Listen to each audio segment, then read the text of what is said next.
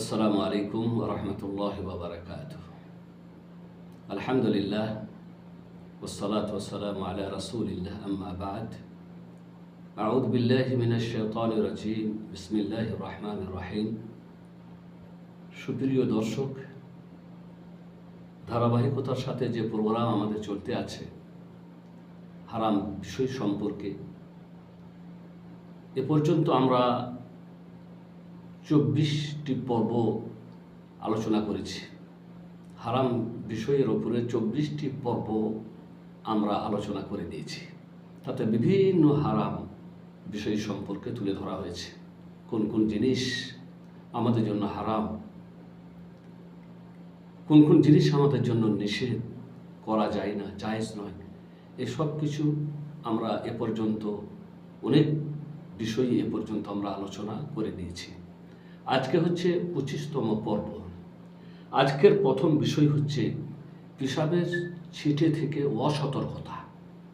পেশাব করার সময় পেশাবের ছিটে গায়ে লাগছে কি লাগছে না, এ ব্যাপারে আমরা অনেকেই উদাসীনতা প্রদর্শন করি, সতর্ক থাকি না। আজকের এই ব্যাপারে আলোচনা করব। কোরআন ও হাদিসের আলোকে আমাদেরকে কি শিক্ষা দেওয়া হয়েছে। প্রথমত জানা উচিত যে ইসলামের বহু বৈশিষ্ট্যের মধ্যে একটি বড় বৈশিষ্ট্য হচ্ছে যে ইসলাম মানুষের প্রয়োজন, মানুষের উপযোগী এমন সব বিষয় তুলে ধরেছে। মানুষের প্রয়োজন এবং মানুষের দরকার, মানুষের উপযোগী এমন সব বিষয় তুলে ধরেছে। তার মধ্যে আছে অপবিত্রতা দূরীকরণের বিষয়। অপবিত্রতা দূর করতে হয়।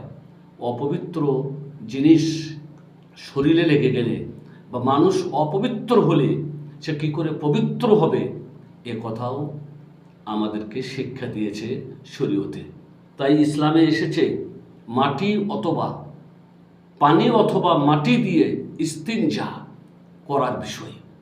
মানুষ পেশাব করবে, পায়খানা করবে, পেশাব পায়খানার পরে পানি দিয়ে অথবা মাটি দিয়ে, মানে পানি যদি না পায় তাহলে মাটি দিয়ে পরিষ্কার পরিচ্ছন্ন করবে। এবং কিভাবে পরিষ্কার পরিচ্ছন্ন করবে সে কথাও আমাদেরকে শিক্ষা দেওয়া হয়েছে। যে মানুষ পেশাব পায়খানা করার পরে পবিত্রতা অর্জন করবে, পরিষ্কার পরিচ্ছন্নতা অর্জন করবে পানি অথবা মাটি দিয়ে, এবং কিভাবে করবে তার তরিকা পদ্ধতি কি সে কথাও আমাদেরকে শিক্ষা দেওয়া হয়েছে। অনেক মানুষ অপবিত্রতা দূরীকরণের ব্যাপারে উদাসীনতা প্রদর্শন করে, কিংবা অপবিত্র জিনিসের ব্যাপারে উদাসীনতা প্রদর্শন করে, অবহেলা করে, যার কারণে পেশাব করার সময় পেশাবের ছিটে কাপড়ে এসে লাগে, গায়ে এসে লাগে। আর পেশাবের ছিটে যখন আপনার কাপড়ে লাগবে, আপনার গায়ে লাগবে, তখন আপনি কি হয়ে গেলেন? অপবিত্র হয়ে গেলেন। আপনার ওই কাপড়টা অপবিত্র হয়ে গেল। আর ওই কাপড়টা বা আপনার শরীর অপবিত্র হয়ে যাওয়ার কারণে আপনার নামাজ শুদ্ধ হবে না। মানে এই অবস্থায় যদি আপনি নামাজ পড়েন তাহলে আপনার নামাজ শুদ্ধ হবে না। তাই এ ব্যাপারে উদাসীনতা প্রদর্শন করা মোটেই উচিত নয়। সতর্ক থাকতে হবে পেশাব করার সময়, যাতে করে আমার শরীরে পেশাবের ছিটে না লেগে যায়। আর শুধু এটা না, বরং রাসূল করিম সাল্লাল্লাহু আলাইহি সাল্লাম এ কথাও আমাদেরকে জানিয়ে দিয়েছেন যে পেশাবের কারণে অনেক কবরে আযাব হবে বা হয়। মানে পেশাবের ছিটে থেকে না বাঁচার কারণে, অসতর্কতা অবলম্বন করার কারণে, অবহেলা করার কারণে অনেক মানুষের কবরে আযাব হয় বা আযাব হবে। এই মর্মে হাদিস বুখারী শরীফে বর্ণিত হয়েছে। রাসূল করিম সাল্লাল্লাহু আলাইহি সাল্লাম বলেছেন, হাদিসটি বর্ণিত হয়েছে ইবনে আব্বাস রাদিয়াল্লাহু তাআলা আনহু থেকে। তিনি বলেন, মাররা নবী সাল্লাল্লাহু আলাইহি ওয়াসাল্লাম বিহায়াতিন মিন হাইতানিল মদিনা ফাসামিআ সাওতা ইনসানাইন ইউআযযিবান ফি কুবুরিহিমা। রাসূল করিম সাল্লাল্লাহু আলাইহি ওয়াসাল্লাম মদিনার বাগান সমূহের, অনেক বাগান আছে, কোনো এক বাগানের পাশ দিয়ে পেরিয়ে যাচ্ছিলেন। মদিনার বাগান সমূহের কোনো এক বাগানের পাশ দিয়ে তিনি পার হয়ে যাচ্ছিলেন। যাওয়ার সময় তিনি এমন দুজন মানুষের শব্দ শুনতে পেলেন যাদের কবরে আযাব হচ্ছিল। ফাকাল নবী সাল্লাল্লাহু আলাইহি সাল্লাম, তখন রাসূল করিম সাল্লাল্লাহু আলাইহি সাল্লাম বললেন, ইউআযাবান ওয়া মা ইউআযাবান ফি কাবীর, এই লোক দুটির কবরে আযাব হচ্ছে এবং বড় কোনো কিছুর কারণে আযাব হচ্ছে না। আবার তিনি পক্ষান্তরে বললেন, তুম্মা কাল বালা কানা বালা ইন্নাহু লাকাবীর, অবশ্যই তা বড়। মানে হচ্ছে যে জিনিসটা থেকে বেঁচে থাকা, জিনিসটা থেকে বেঁচে থাকাটা কোনো বড় ব্যাপার ছিল না। পেশাব করার সময় আপনি পেশাবের ছিটে থেকে সতর্ক থাকবেন, এটা কি বড় ব্যাপার? তো বললেন যে পেশাবের ছিটে থেকে বেঁচে থাকা বড় ব্যাপার ছিল না, চাইলেই চেষ্টা করলেই সে বাঁচতে পারত। তাই বললেন যে কোনো বড় কোনো কিছুর কারণে আযাব হচ্ছে না। তারপরে বললেন অবশ্যই বড়, মানে না বাঁচার কারণে যে শাস্তিটা হচ্ছে সেটা বড় অপরাধ বলেই শাস্তি হচ্ছে, কিন্তু বেঁচে থাকাটা তার জন্য কোনো বড় সমস্যা বা কোনো কঠিন ব্যাপার ছিল না।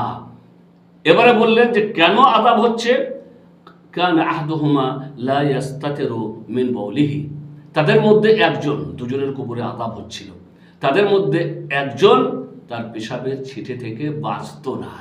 পেশাব করার সময় পেশাবের ছিটে তার গায়ে এসে লাগছে, এ ব্যাপারে সে কোনো পরোয়া করত না, অবহেলা করত। ওয়াকান আল আখার ইয়ামশি বিন নামিমা, আর দ্বিতীয় ব্যক্তি যার কবরে আযাব হচ্ছে, তার কবরে আযাব হওয়ার কারণ সে চুগলি করে বেড়াতো। তো পেশাবের ছিটে থেকে না বাঁচলে এটাও কবরের আযাব হওয়ার কারণ হবে, আর মানুষের চুগলি করে বেড়ালে সেটাও কবরের আযাব হওয়ার কারণ হবে।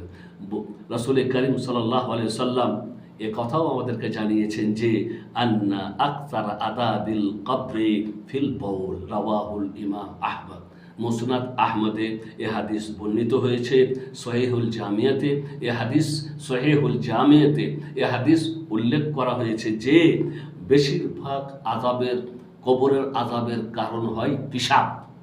বেশিরভাগ কবরের আযাবের কারণ হয় পেশাব, মানে পেশাবের ছিটে থেকে না বাঁচার কারণে এটাই তাদের কবরের আযাব হওয়ার কারণ হয়ে যায়। আর কবরের পেশাবের ছিটে থেকে না বাঁচার আওতায় পড়ে, মানে কী কী জিনিস আছে যা পেশাবের ছিটে থেকে অসতর্কতা বা তার আওতায় পড়ে। এক হচ্ছে তাড়াতাড়ি পেশাব করা, এত তাড়াতাড়ি পেশাব করা যে এখনও পেশাবের মানে ফোঁটা বাকি আছে, এখনও বাকি আছে, কিন্তু পেশাব শেষ হতে না হতে তাড়াতাড়ি করে উঠে যায় আর চেন টেনে সেখান থেকে চলে যায়। অনেকে আছে এমন ঢঙ্গে বা এমন স্থানে পেশাব করে যে তার পেশাবের ছেটা তারই উপরে ঘুরে আসে, এমন ঢঙ্গে, মানে এমনভাবে পেশাবটা করে, এমন স্থানে পেশাবটা করে যে পেশাবের ছেটা তার উপরেই চলে আসে বা তার কাছে ঘুরে আসে। অনেকে আছে দেয়ালে পেশাব করছে, তো দেয়ালে যদি আপনি পেশাব করেন সেটা অবশ্যই আপনার কাছে ঘুরে আসবে।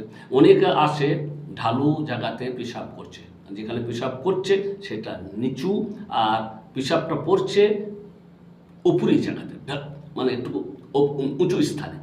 এখন উঁচু স্থানে পেশাবটা পড়ছে, আপনি আছেন নিচু স্থানে, তাহলে পেশাবটা অবশ্যই আপনার কাছে কি আসবে, ঘুরে আসবে। অনুরূপভাবে পেশাব করার পরে পানি বা মাটি দিয়ে ইস্তিনজা না করা, এটাও পেশাবের ছিটে থেকে না বাঁচার আওতায় পড়ে। এ ব্যাপারে অবহেলা, এ ব্যাপারে উদাসীনতা, যে পেশাব করার পরে ঠিকভাবে পানি দিয়ে বা মাটি দিয়ে আপনি পরিষ্কার করলেন না, তার মানেই হচ্ছে আপনি পেশাবের ছিটে থেকে বাঁচলেন না। আর না বাঁচার কারণে হাদিসে যেমন বলা হলো আপনার কবরের আযাব হওয়ার কারণ হতে পারে। অনেকের বর্তমানে আমাদের অবস্থা এমন পর্যায়ে পৌঁছেছে যে আমরা বিজাতিদের অনুকরণ করে এমন পেশাবখানা বানিয়েছি যেটা দেওয়ালের সাথে ফিট করা থাকে। আর এটা আমাদেরকে কাউকে ভালো করে বা খুব বিস্তারিতভাবে বোঝাবার কোনো প্রয়োজন নেই, বিশ্লেষণের কোনো দরকার নেই। যারা যাতায়াত করে বা যারা সফর করে তারা দেখে হবে অনেক রেল স্টেশনে বা অনেক এয়ারপোর্টে দেওয়ালের সাথে সেট করা আছে ওই পেশাব করার জায়গাটা। মানুষ যায়, চেনটা খুলে দেয়, আর সেখানে পেশাব করতে শুরু করে দেয়। তার পাশে আরেকজন, তার বাঁ পাশে আরেকজন বেহায়ার মতো, নির্লজ্জার মতো, শরম হায়া মনে হয় যে এদের মধ্যে কিছুই নেই। পশু যারা চতুষ্পদ পশু, অনেকে দেখবেন যে তাদের মধ্যে যতটা সতর্কতা আছে অতটাও সতর্কতা আমাদের মধ্যে নেই। কোনো বিড়ালকে, কোনো কুকুরকে দেখবেন পেশাব করলে মাটি দিয়ে আবার ঢাকার কি করে চেষ্টা করে। আর আমরা বেহায়ার মতন মানুষ, আমরা সভ্য জাতি, সব থেকে শ্রেষ্ঠ সভ্য, মানে আমরা, আমাদের মতো সভ্য জাতি আর কেউ নেই। আমরা সভ্য, অথচ আমরা বেহায়ার মতন ওই দেওয়ালের সামনে দাঁড়িয়ে, দেওয়ালে সেট করা আছে পেশাবের জায়গাটা, সেখানে দাঁড়িয়ে দাঁড়িয়ে আমরা পেশাব করছি আছি, লজ্জাস্থানকে উন্মুক্ত করে দিয়ে সবাই দেখতে আছে একে অপরকে। তারপরে পেশাব শেষ হতে না হতে চেনটা টেনে নিয়ে চলে গেলাম, অথচ পেশাবের অংশ তখনও পর্যন্ত আপনার লজ্জাস্থানে অবশিষ্ট রয়ে যায়। আর এটার কারণে ক্যান্সার হওয়ার অনেক সম্ভাবনা থাকে, যে কথা বলেছেন বহু ডাক্তারগণ। তো মোট কথা হচ্ছে এগুলি সব বিজাতিদের অনুকরণে করা হয়েছে, যে দাঁড়িয়ে দাঁড়িয়ে নির্লজ্জার মতন পেশাব করে দিচ্ছে। আবার অনেকে আছে পেশাব করার পরে ঠিক মতন পানি দিয়ে পরিষ্কার পরিচ্ছন্ন করে না, ঠিক মতন পরিষ্কার পরিচ্ছন্ন না করেই চলে যায়, এবং বেহায়ার মতন কাপড়টা তুলে দিল, আশেপাশে কে আছে না আছে কোনো রকমের কোনো খেয়াল করলো না। আর এতে সে কি করে, দুটি হারাম কাজ একসাথে করে, দুটি হারাম কাজ একসাথে করে। একটা হচ্ছে যে তার লজ্জাস্থানের সে সংরক্ষণ করলো না। আপনার লজ্জাস্থান অন্য দেখবে কি করে? আপনার লজ্জাস্থান উন্মুক্ত হবে কেন? আপনি আপনার লজ্জাস্থানের সংরক্ষণ করবেন, যে নির্দেশ আমাদেরকে শরীয়তে দিয়েছে। তো এক হচ্ছে যে আপনি আপনার লজ্জাস্থানের সংরক্ষণ করলেন না, এটা হচ্ছে একটি হারাম। আর একটি হারাম কাজ হচ্ছে যে আপনি আপনার পেশাবের ছিটে থেকে বাঁচলেন না। তো যারা এইভাবে দাঁড়িয়ে দাঁড়িয়ে দিয়ালে বা আর কোনো জায়গাতে পেশাব করে দেয় আর চলে যায়, ঠিক মতো পরিষ্কার পরিচ্ছন্ন করে না, তারা একসাথে দুটি হারাম কাজ করে, একসাথে দুটি হারাম কাজ সম্বোধন করে। আল্লাহ তাআলা আমাদের হেফাজত করেন, আল্লাহ তাআলা আমাদেরকে যেন এরকম অবস্থা থেকে বাঁচান। 2 নম্বর যে বিষয় আজকে আমার, তা হচ্ছে মানুষের কথা শোনা তাদের অগোচরে। তারা চায় না যে আমরা তাদের কথা শুনি, কিন্তু তাও আমরা কি করি, অগোচরে লুকিয়ে মানুষের কথা শোনার চেষ্টা করি। আল্লাহ তাআলা কোরআনে বলেছেন, ইয়া আইয়ুহাল্লাযীনা আমানু ইজতানিবু কাসীরাম মিনাজ যান্নি ইন্না বা'দাদ যান্নি ইসমুন ওয়া লা তাজাসসু। হে ঈমানদারগণ, তোমরা খুব বেশি ধারণা করা থেকে বেঁচে থাকো।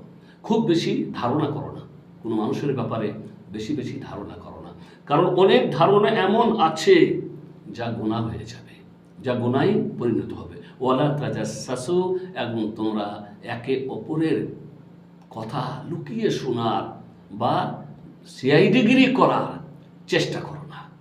লুকিয়ে কথা শোনা এটা অনেক মানুষের অভ্যাস, তারা কি করে, লুকিয়ে কথা শোনার চেষ্টা করে, অথচ মানুষ চায় না যে তাদের কথা শুনুক।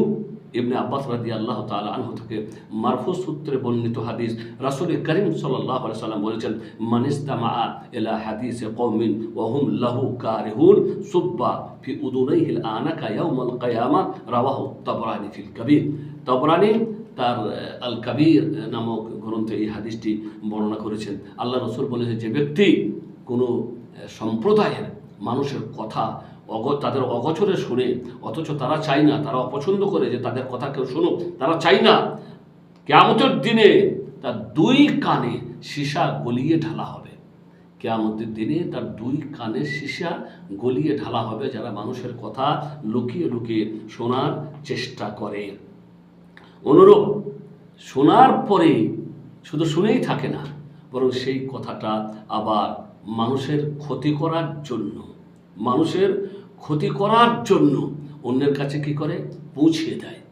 তা এখানে গুনাহ আরো বেশি হয়ে গেল। একটা হচ্ছে তাজাসসুস, জাসুসি করার গুনাহ, আর একটা হচ্ছে যে লুকিয়ে কথা শোনার গুনাহ, জাসুসি করার গুনাহ, আর একটা হচ্ছে চুগলি করার গুনাহ। জাসুসি করে মানে লুকিয়ে মানুষের অগোচরে কথাটা শুনলো, শোনার পরে দ্বিতীয় গুনাহ যেটা করলো, দ্বিতীয় অপরাধ যেটা করলো, সেটা হচ্ছে মানুষের কাছে ক্ষতি করার জন্য, বিবাদ সৃষ্টি করার জন্য, অশান্তি সৃষ্টি করার জন্য, বিশৃঙ্খলা সৃষ্টি করার জন্য মানুষের কাছে সে কথাটা পৌঁছে দেয়, তাতে তার দ্বিতীয় অপরাধ হয়। দুটো হারাম কাজ সে একসাথে করে। কারণ আল্লাহ রসুল বলেছেন, লা ইয়াদখুলুল জান্নাতা কাত্তাত, রাওয়াহুল বুখারী। বুখারী শরীফের হাদিস, চুগলখোর কখনো জান্নাতে প্রবেশ করবে না।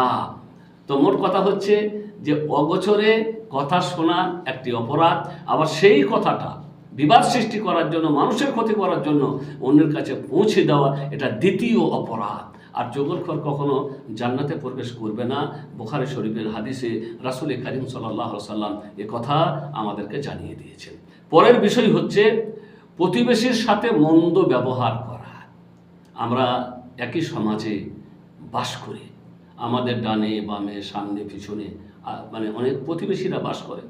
তো যারা প্রতিবেশী তাদের সাথে সদ্ব্যবহার করতে হয়, কোনো মন্দ আচরণ করতে হয় না। শরীয়ত এর শিক্ষা আমাদেরকে দিয়েছে। তাই প্রতিবেশীর সাথে মন্দ আচরণ না করার কথা আমাদেরকে শিক্ষা দিয়েছে শরীয়ত, এবং রাসূল করিম সাল্লাল্লাহু আলাইহি সাল্লাম আমাদেরকে ওসিয়ত করেছেন প্রতিবেশীর ব্যাপারে।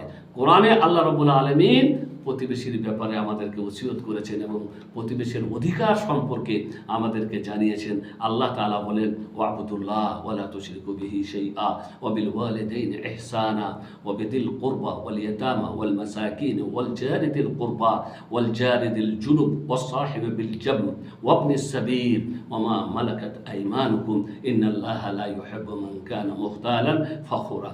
এই আয়াত সূরা নিসার মধ্যে আছে। আল্লাহ তাআলা বলেন, তোমরা আল্লাহর ইবাদত করবে, আল্লাহর ইবাদতে কাউকে শরীক করবে না, আর পিতামাতার সাথে সৎ ব্যবহার করবে, আত্মীয়দের সাথে সৎ ব্যবহার করবে, এতিমদের সাথে সৎ ব্যবহার করবে, ফকির মিসকিনদের সাথে সৎ ব্যবহার করবে, আত্মীয় প্রতিবেশীর সাথে সৎ ব্যবহার করবে, অনাত্মীয় প্রতিবেশীর সাথেও সৎ ব্যবহার করবে, যারা একসাথে কাজ করে সাথী সঙ্গী তাদের সাথেও সৎ ব্যবহার করবে, এবং যারা পথচারী, যারা মুসাফির তাদের সাথেও সৎ ব্যবহার করবে, এবং যারা তোমাদের অধীনস্থ মানে যারা দাস দাসী এবং চাকর বাকর যারা কাজ করে তোমাদের অধীনস্থ তাদের সাথেও সৎ ব্যবহার করবে। মনে রাখবে যে আল্লাহ রাব্বুল আলামিন কোনো অহংকারীকে পছন্দ করেন না। আল্লাহ রাব্বুল আলামিন এখানে আমাদেরকে শিক্ষা দিলেন যে কার সাথে আমাদেরকে সৎ ব্যবহার করতে হয়। তার মধ্যে আমাদেরকে শিক্ষা দিলেন যে প্রতিবেশী, আত্মীয় প্রতিবেশী, অনাত্মীয় প্রতিবেশী সকলের সাথে আমাদেরকে সৎ ব্যবহার করতে হয়। প্রতিবেশীদের কষ্ট দেওয়া এটা হচ্ছে অতীব বড় হারাম কাজ। প্রতিবেশীদের কষ্ট দেওয়া হারাম কাজের মধ্যে অতীব বড় হারাম কাজ। আবি শুরাইহ রাদিয়াল্লাহু তাআলা আনহু থেকে মারফু সূত্রে বর্ণিত, তিনি বলেন, রাসূল করিম সাল্লাল্লাহু আলাইহি সাল্লাম বলেছেন, ওয়াল্লাহি লা ইউমিন ওয়াল্লাহি লা ইউমিন ওয়াল্লাহি লা ইউমিন। কিলা মান ইয়া রাসূলুল্লাহ? ক্বালা আল্লাযী লা ইয়ামানু জারুহু বাওয়াইকাহু। রাওয়াহুল বুখারী। বুখারী শরীফের হাদিস। আল্লাহর নবী তিনবার কসম করলেন, আল্লাহর কসম করে বলছি সে মুমিন নয়, আল্লাহর কসম করে বলছি সে মুমিন নয়, আল্লাহর কসম করে বলছি সে মুমিন নয়। সাহাবীগণ বললেন, ইয়া রাসূলুল্লাহ, কার কথা বলছেন? কে মুমিন নয়? তখন তিনি বললেন সাল্লাল্লাহু আলাইহি সাল্লাম, মান লা ইয়ামানু জারুহু বাওয়াইকাহু, যার অনিষ্ট থেকে তার প্রতিবেশী নিরাপদ নয়। আর সবসময় প্রতিবেশী কষ্ট মানে ভয়ের মধ্যে থাকে যে এ কী করে বসে, ও কী কষ্ট দিয়ে বসে। যার প্রতিবেশী নিরাপদে নেই, অনিষ্টের ভয় করতে আছে, সে কখনোই জান্নাতে যাবে না। অথবা আমার প্রতিবেশী যদি, আমি একজন মানুষ, আমার পাশে কেউ বাস করে, এবং আমার ভয় যদি তার অন্তরে থাকে, আমার ক্ষতির ভয়, কারণ আমি ক্ষতি করি, আমি মানুষটা ভালো না, সবসময় সে ভয়ের মধ্যে থাকে, তাহলে কিন্তু আল্লাহ রাসূল বললেন এই ব্যক্তি কখনোই জান্নাতে যাবে না। কারণ প্রতিবেশী সবসময় ভয় ভীতির মধ্যে জীবনযাপন করছে। রাসূল করিম সাল্লাল্লাহু আলাইহি সাল্লাম প্রতিবেশীর প্রশংসাকে এবং প্রতিবেশীর নিন্দা গাওয়াকে প্রতিবেশীর ভালো এবং মন্দ হওয়ার মানদণ্ড হিসাবে গণ্য করেছেন।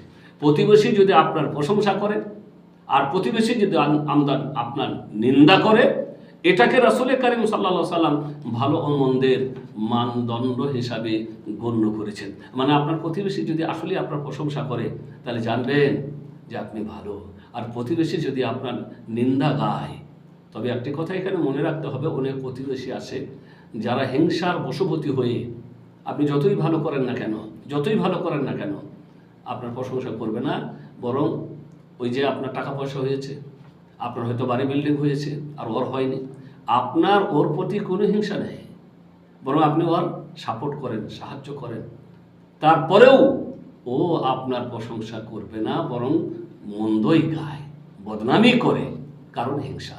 এর জন্য কিন্তু আপনি দায়ী হবেন না।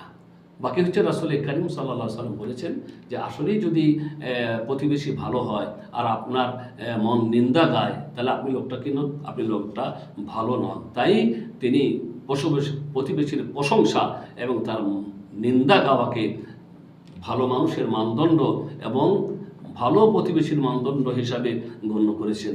ইবনে মাসউদ রাদিয়াল্লাহু তাআলা আনহু থেকে বর্ণিত, তিনি বলেন, এক ব্যক্তি রাসূল কারীম সাল্লাল্লাহু আলাইহি সাল্লামের কাছে এসে বলল, ইয়া রাসূলুল্লাহ কাইফা লি আন আ'লামা ইদা আহসানতু আও ইদা আসাতু।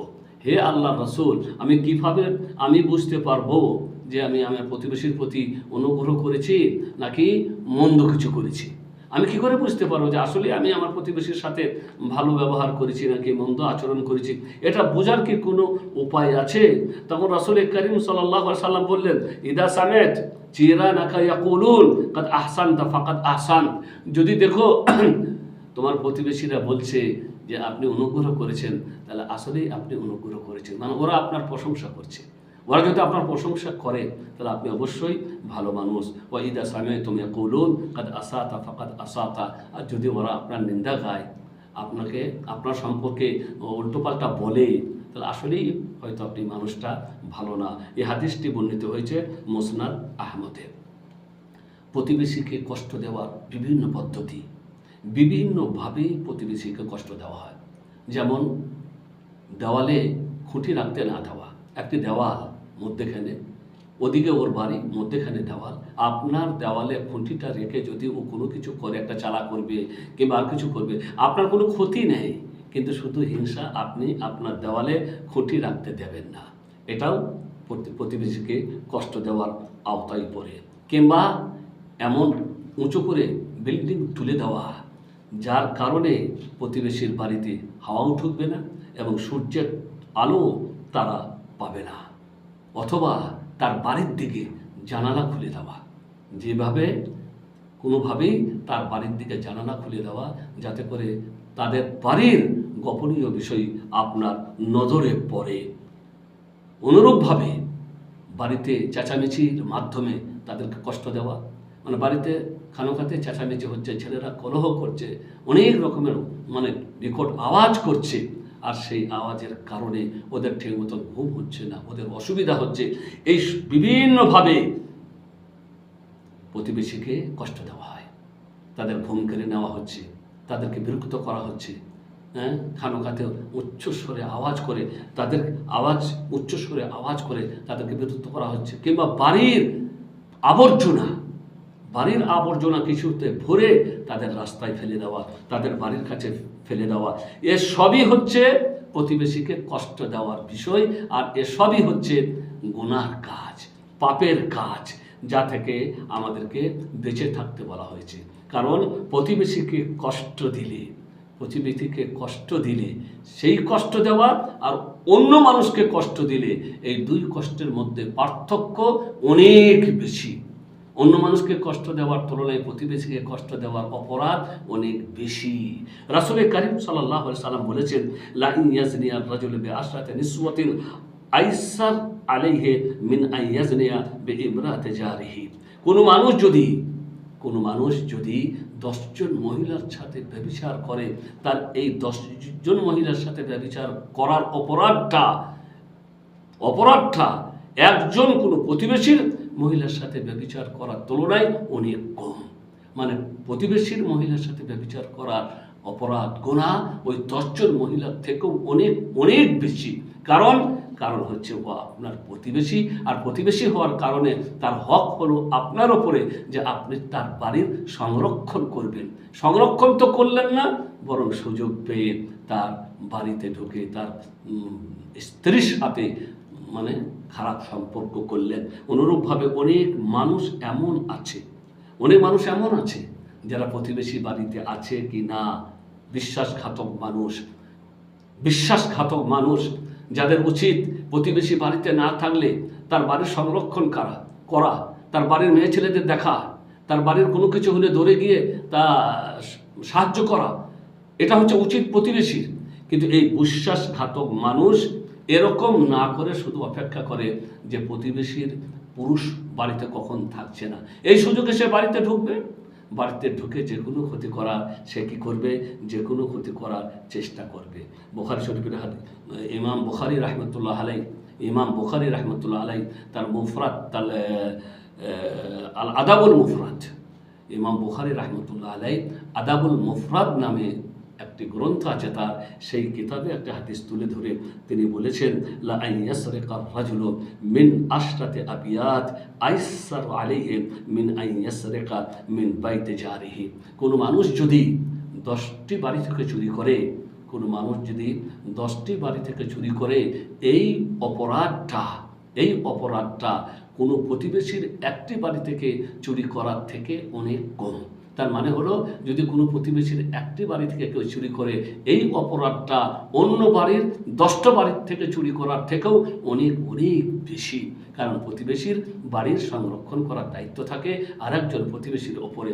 আমাদের উচিত যে আমরা প্রতিবেশীকে কষ্ট দেব না, তাদের বাড়িতে ক্ষতি করার চেষ্টা করব না, বরং আমরা একে অপরের সংরক্ষণ করার চেষ্টা করব, একে অপরের সাহায্যে আসার চেষ্টা করব। আল্লাহ রাব্বুল আলামিন যেন আমাদেরকে তৌফিক দান করেন। ওয়া সাল্লাল্লাহু আলা নবিয়িনা মুহাম্মদ ওয়া আলা আলিহি ওয়া সাহবিহি আজমাইন।